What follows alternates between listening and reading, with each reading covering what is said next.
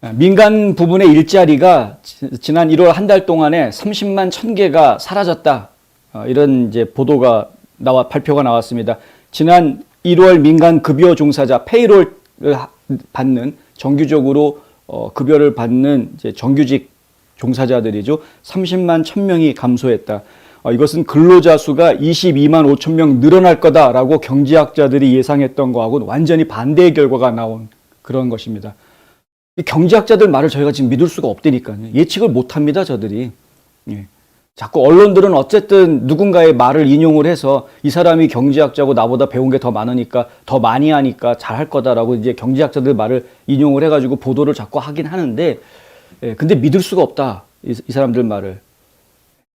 22만 5천 명 늘어날 거라고 그랬는데 실제로는 30만 1000명이 오히려 줄어들었다라는 얘기예요. ADP가 이러한 보도를 내놓았는데요. ADP가 2020년부터 계속 이러한 그 통계를 발표하고 있는데 2020년에 발표를 하기 시작한 이래 처음으로 일자리 숫자가 줄어든 상황이라고 합니다. 계속 일자리는 늘어났었습니다. 코로나 팬데믹이 터지고 나서 1000몇백만 개 일자리가 한꺼번에 없어져 버렸죠. 셧다운 하면서.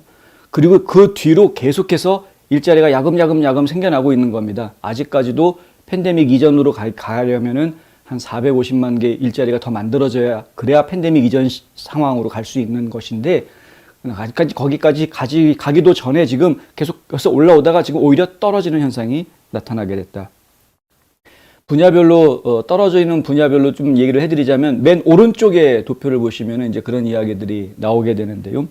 레저 접대 부분에 15만 4천 개 가장 큰 영향을 받은 것으로 보입니다. 무역, 운송, 유틸리티 이런 쪽에서 6만 2천 명의 노동자가 감소하고 서비스업에서 2만 3천 명 정도 일자리가 줄어들고요.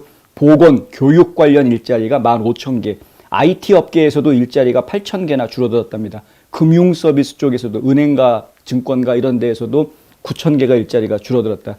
제조업자들은 2만 1000명을 감원을 했고 건설업도 10,000명이나 줄어들었다고 합니다. 그런데 광업이나 천연자원 쪽은 오히려 4천 개 일자리가 더 늘어나 있는 그런 상황이다.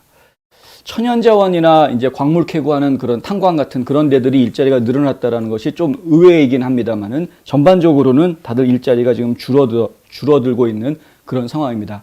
일자리가 줄어들었다고는 하는데 일선에서는 사람을 못 구해서 아직도 난리들이긴 합니다.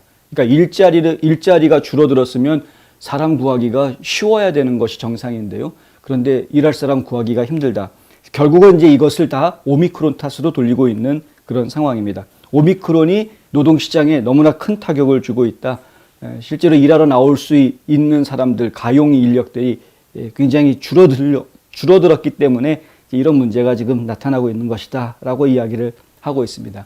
원래 정식 발표하는 이 ADT가 발표하는 것은 민간에서 하는 것이기 때문에 어떤 공신도 면에서는 조금 좀 떨어질 수 있습니다만은 하지만은 노동부가 공식으로 발표하는 그 숫자들보다 먼저 앞서서 발표하면서 일종의 노동부가 발표하는 것의 예고편 역할을 지금 해준다. 뭐 이런 얘기가 나오고 있고요. 노동부는 이번 금요일 날 발표하게 돼 있습니다. 1월 달에 노동 일자리 숫자에 대한 보고서를 발표하게 돼 있는데 CNBC에서는 뭐라고 보도하냐면 아마 노동부가 내일 모레 발표를 할 때 40만 개 일자리가 사라졌다, 줄어들었다라고 발표하게 될 것 같다라고 지금 보도를 내놨습니다. 어제 백악관 브리핑에서도 살짝 이야기가 나왔었는데 일자리가 상당히 지금 힘든 것 같다. 일자리가 오히려 지금 어려운 것 같다. 뭐 이런 이야기들이 지금 나왔었다라고 하는 것이고요. 그래서 지금 백악관에서도 지금 일자리 숫자가 줄어들었다라는 보고에 대해서 미리 지금 인지하고 있는 것으로 그렇게 저희가 파악을 하고 있습니다. 1월의 감소가 노동시장을 더욱 후퇴시킬 것이다 라고 CNBC에서는 보도를 했고요.